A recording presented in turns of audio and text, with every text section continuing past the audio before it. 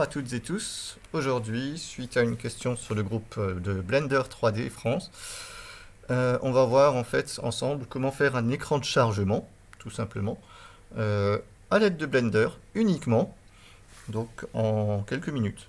2-3 minutes, ça suffira, il n'y a pas de problème. Donc la première chose en fait, donc on va prendre, moi j'ai pris l'exemple avec une photo en fond, et donc il suffit simplement de la placer de manière à ce que ce soit plein écran par rapport à votre caméra, donc simplement en parallèle à votre photo. Et donc maintenant, tout simplement, ben, on va lui prendre un petit cube qu'on aura supprimé au début pour rien. Euh, et ce cube-là doit être placé, bien sûr, à la bonne dimension, à peu près, on va le réduire. Il doit être placé juste au niveau, voilà, là où vous le souhaitez sur la photo. On va vérifier ensemble. Voilà, là on n'est pas trop mal, ça va. On va le placer ici. On va le réduire encore un petit peu. Voilà. Et donc maintenant, ce que je vous propose en fait tout simplement pour générer en fait le suivi, c'est de passer sur deux choses.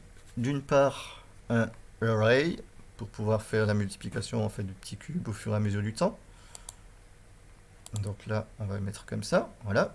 Il nous crée déjà un premier, un deuxième. OK. Donc là, pour l'instant, à 0, on a une valeur de 1 uniquement. Ici, on va lui créer une image clé en lui disant au début, je n'en veux qu'un.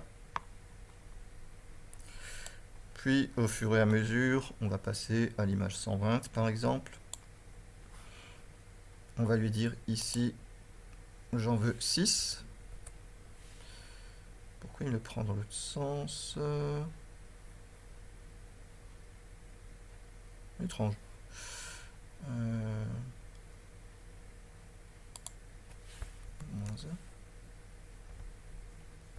Voilà. Comme ça, c'est bon. Hop. Donc, on va juste vérifier. Voilà. Au fur et à mesure. Maintenant, on va passer. D'accord. Donc là, c'est bon. Donc ici, on veut 1. Ensuite, ici, on va prendre cette valeur-là, on va la mettre à 6. On va lui recréer une autre image clé.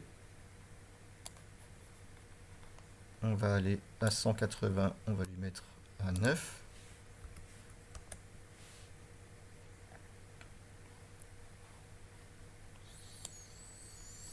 D'ailleurs.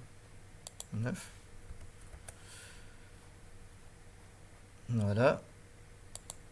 On va créer encore une image clé. On va aller sur 250 et on va lui créer 18 par exemple. Voilà. Bon là c'est pas particulièrement bien centré, alors on va juste bouger tout ça dès le début.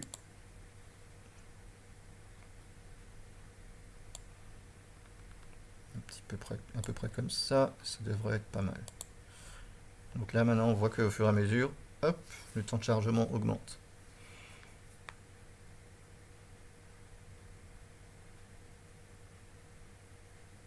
Voilà, tout simplement.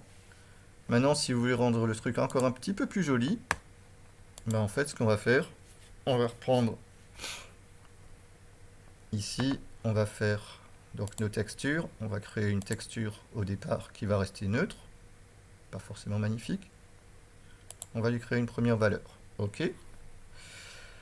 On va aller ici, par exemple, à la 60. On va lui créer une deuxième couleur. On va prendre une espèce de orange un peu pâle.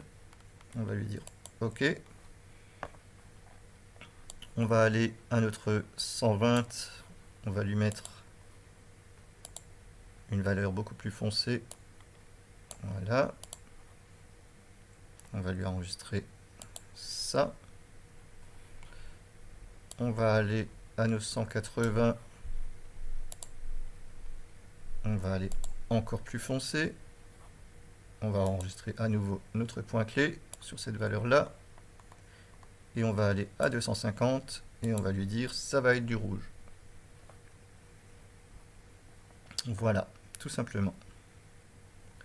Donc maintenant, si on revient en arrière, on a bien au début notre écran qui est tout simple, au fur et à mesure, et qui va changer de couleur. Et voilà, tout simplement. Je vous remercie pour votre attention, je vous souhaite encore une bonne journée, et à la prochaine!